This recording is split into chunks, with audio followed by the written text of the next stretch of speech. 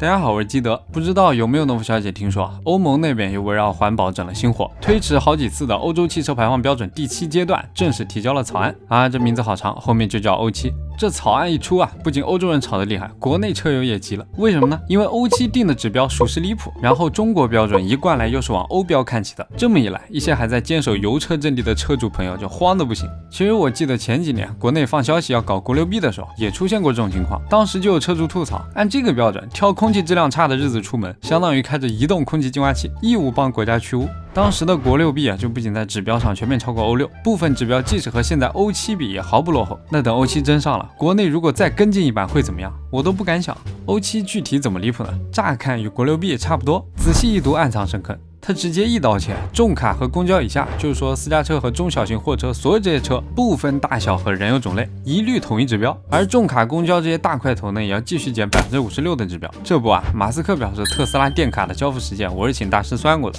最厉害的是，欧7不仅对燃油车重拳出击，还长臂管辖到了电动车。虽然你不排气，但刹车片磨损和轮胎老化也会飘粉尘呀。没想到吧，老欧人是真懂环保。首先，欧7实际上是欧洲绿色协定这个多边协议的一部分，总目标是在2050年把欧洲建成世界第1个碳中和地区。协议由欧洲经济委员会和欧盟共同向社会征集意见后撰写，征集对象包括各国各地政府、行业协会、环保 NGO、社会组织和消费者等等，一共公开了68份反馈。环保嘛，农小姐们这几年见多了都懂，面子上大家肯定都理解、支持、鼓励3年，但不同群体给的反馈意见也是一眼看懂，屁股坐哪边。像欧洲国家机构喜欢讲发展战略，地方城市代表呢关注污染排放和市民健康 ，NGO 团体则油门踩死，喜欢在执行细节、注意事项上面教欧盟做事。比较搞笑的还是那些和车有关的组织和协会，他们一般是先坚决支持，再暗示困难。比如1定指标之前，我们要好好评估它的实际影响和效果呀；2制定标准要讲科学、讲证据啊；3新冠疫情的消极影响不能忽视，要一起评估啊；4咱们还得保持欧洲汽车产业的竞争力啊，得领先呀；5也不能一刀切吧，有的车它拉的货就重，排得多也可以理解嘛。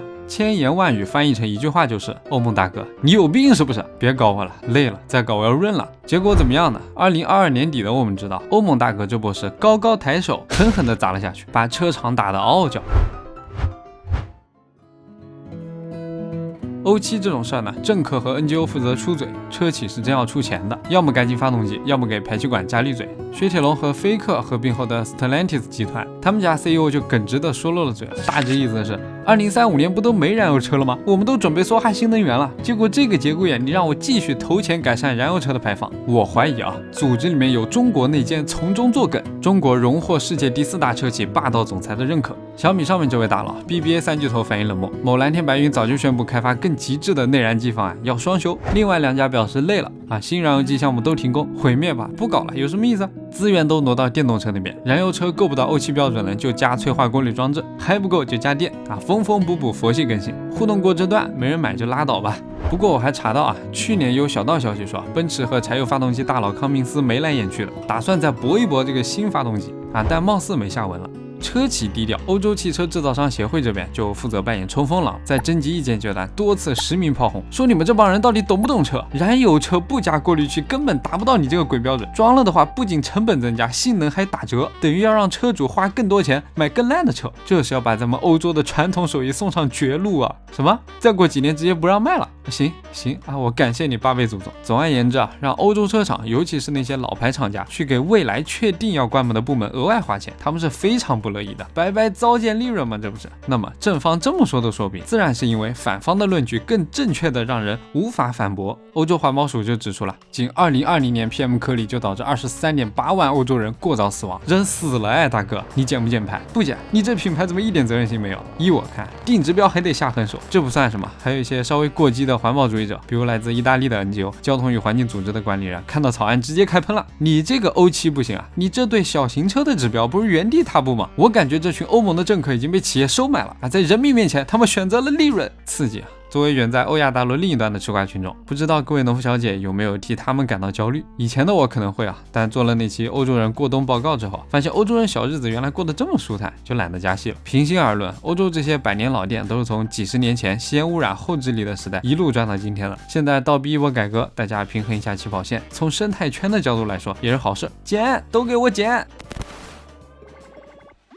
前面说的都是公司和机构，国家还有国家层面的考量，因为政客不仅要拿稳热爱环保的中产阶级的选票，也得同时推着自家汽车集团不被时代抛弃，不然等工作真没了，中产阶级就不关心环保了，变成无产阶级，闹得更凶。所以欧洲国家作为全球汽车工业的老基地，如此激进的推出2035禁售燃油车计划，还上马可能让燃油车提前退场的欧七，它也不仅仅是当地环保群体与工业利益集团之间撕逼后的妥协，更是欧洲在能源结构转型这一全球棋局上为了获得技术与舆论优势的一手狠棋。这些躺着就能赚钱的车厂老王八，你不抽他真不动啊。各国应对方法呢，我按国家地区分类一下，大致这么几种。一，首先是邻居日本，多年来一直在点省油科技树，长期走勤俭持家路线。最近这2年减排压力突然增加，以前押宝的氢能源呢，几千亿日元投资，却完全没有收回的盼头。回过头一看，纯电车方面也落后不少，只能赶紧掏出当时2头压住的 HEV 混动啊，算是勉强过关，但前途未卜。2，最近国际市场上强势的新玩家中国，还是熟悉的什么都搞的思路嘛，纯电、油电混、插电混、增程、氢燃热电池等等，现在都在做。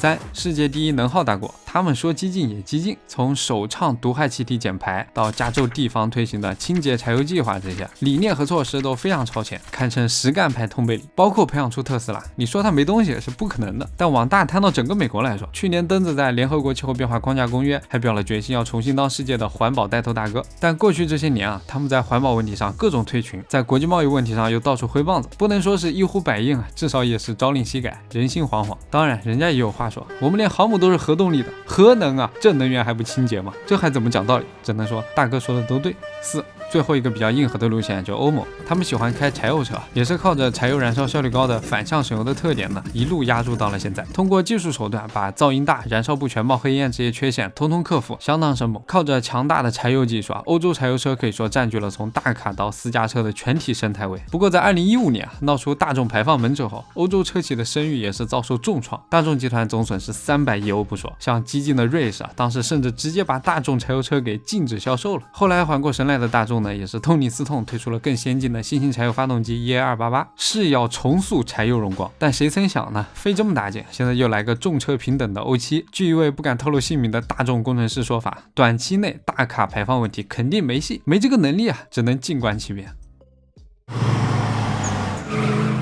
相比欧洲柴油发动机早早实现了从重型到小型的产品线全覆盖，我们中国的柴油机企业呢起步比较晚，没少被打压。不过随着企业自身技术不断积累啊，如今国产柴油机也算是厚积薄发，终有所成。这里可以提一下国内的领头选手上汽大通 Maxus， 其自主研发的上汽派 2.0T 高性能静音柴油发动机是2020年中国新10佳发动机中的唯一柴油选手，也是首批满足国6B严格标准的柴油发动机之一。吃得少排得少，但性能也没有妥协啊。上汽派提供了218马力输出和堪比大排量发动机的500牛米强劲峰值扭矩，堪称史上最强柴油 2.0T， 澎湃性能没有辱没柴油荣光。手握着先进的自主技术，上汽大通 Maxus 甚至已经跑到柴油之乡欧洲登陆，畅销全球73个国家和地区。面对不断紧缩的排放标准，现在上汽大通 Maxus 又选择主动出牌，推出了豪华硬派全尺寸 SUV 领地。这款车搭载了亚洲首款柴电混动系统轩辕动力 2.0T 双涡轮增压柴油发动机加48伏轻混，集全球领先技术于一体，柴电合一，不仅排放指标大幅优于欧6，部分指标甚至已经与欧7看齐。